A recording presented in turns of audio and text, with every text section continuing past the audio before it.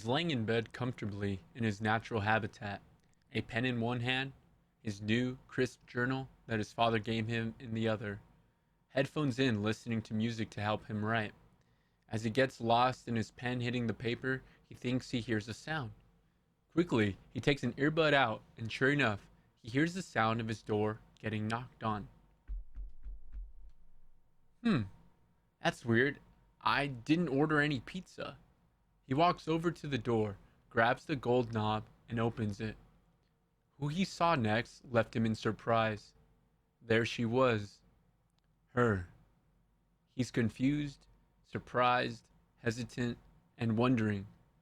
Hi, she says. You busy? He hesitates and then utters, nah, what's up? I miss you. I love you, she says. Once those words are uttered, time seems to stop. His brain is fixated upon these words. The words he had longed to hear are actually being said at this moment.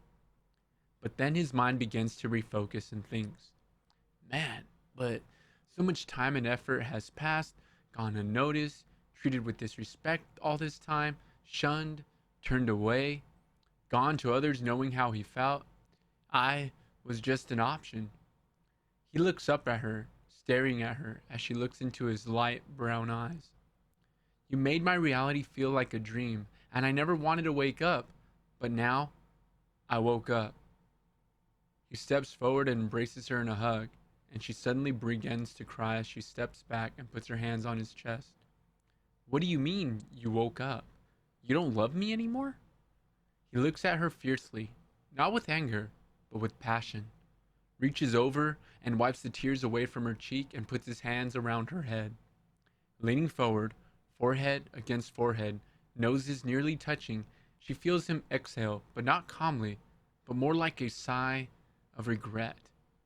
She can feel him, hear him, take a deep breath as he begins to say, You are and forever will be the love of my life. I have no doubt about it. And as much as it hurts me to say this, I don't believe I am the love of your life. I believe I'm just an option. She immediately grabs him with both hands on his cheeks and kisses him passionately. She opens her eyes and to her astonishment, his were already open, just looking back at her. At that moment, she knew that what came next probably wasn't what she wanted to hear. He takes a step back as he wipes his lips and says, I'm sorry. I forgive you, but I can't do this. Astonished, she exclaims, What? Why? Are you serious? He walks back to the door, opens it, and looks back at her. She's staring at him, but already has one foot outside the black gate leading to the driveway. He then tells her, It's just, you always have one foot in and one foot out, leaving and staying. And here you are again with one foot in and one foot out. So what are you going to do? She looks down at her feet, seeing them visually as she literally has one foot in and one foot out, heading out to her car. Then she hears him say, I'm not someone you pick after you feel you've experienced whatever you experienced. I'm not the one you settle down with.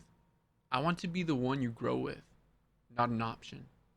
She just stands there and says, I gotta go. She leaves as he sees and hears the black gate close. He stands there and simply looks down at his feet, and with no surprise, notices that he had both feet outside, and never at some point did he have one foot in and one out.